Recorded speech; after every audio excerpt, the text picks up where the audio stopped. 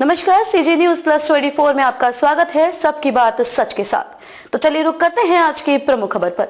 जिला लोधी समाज राजनांदगांव एनकेसीजी भव्य भोजली महोत्सव संपन्न। छत्तीसगढ़ में भोजली का त्योहार सिर्फ मित्रता का ही उत्सव नहीं है, बल्कि नई फसल की कामना के लिए गांव में यह त्योहार मनाया गया। केसीजी खैरागढ़ जिले के ग्रामीण इलाकों में महिलाएं एक दूसरे को भोजली का दूध भेंट कर जीवन भर मित्रता का धर्म निभाने का संकल्प लीं। छत्तीसगढ़ में भोजली पर्व बड़े ही धूमधाम से मनाया जा रहा है। छत्तीसगढ़ का यह लोक पर्व भोजली रक्षाबंधन के दूसरे दिन यानी कि कृष्ण पक्ष की प्रतिपदा तिथि को मनाया जाता है। दरअसल भोजली को घर में टोकरी में उगाने के लिए गेहूं के दाने को भिगोकर फिर बोया जाता है। 7 से 9 दिन तक विधि विधान से इसकी पूजा अर्चना की जाती है।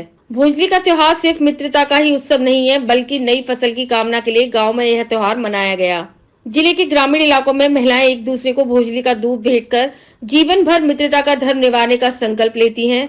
भोजली त्योहार के मौके पर महिलाएं और युवतियों ने भोजली की टोकरियों सिर पर रखकर तालाब किनारे पहुंची और विसर्जन किया गया। सभी पारंपरिक रस्मों के साथ तालाब में भोजली का विसर्जन किया गया। कान में भोजली खौंचकर मितानी के अटूट बंधन में बंधने का पर्व भोजली त्योहार मनाया गया। छत्तीसगढ़ के सांस्कृतिक वैभव के प्रतीक भोजली पर्व की अपनी महत्ता है। छुई खदान में तालाब और नदियों में भोजली विसर्जन की परंपरा है। भोजली विसर्जन के बाद इसके ऊपरी हिस्से को बचाकर रख लिया जाता है, जिसे लोग एक दूसरे के कानों में खौंचकर भोजली, गिया, मितान, सखी, महाप्रसाद, मितान, दीनापान बनते हैं। ऐसे मनाते हैं भोजली का त्योहार। भोजली त्योहार हर साल रक्षाबंधन त्योहार के दूसरे दिन पड़ता है। भोजली त्योहार मनाने के लिए नागपंचमी के दिन सुबह गेहूं और ज्वार को भिगोया जाता है। शाम को बांस की एक टोकरी में मिट्टी और खाद डालकर उसमें गेहूं बीज को डाला जाता है। 5 दिन बाद भोजली बाहर निकल कर आता है और रक्षाबंधन के अगले दिन विसर्जन किया जाता है। भोजली बड़ी हुई तो फसल भी अच्छी।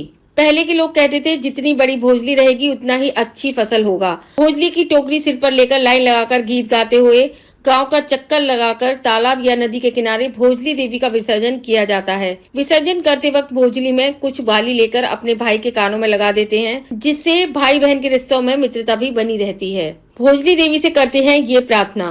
भोजली से हम किसी को दोस्त बनाने के लिए भी उससे कान में भोजली को लगाकर उसे दोस्त बना लेते हैं। कहा जाता है कि भोजली से जो दोस्ती बनती है वह कभी नहीं टूटती है। साथ ही त्योहार के दिन भोजली देवी से विनती करते हैं कि जो भी हमारी फसल की बुआई हुई है वह फसल अच्छी हो। भोजली देवी से बारिश होने की कामना करते हैं तो बारिश भी होती है और अच्छी फसल उगती है। Report RK Dewangan. खबरों में अब तक के लिए बस इतना ही।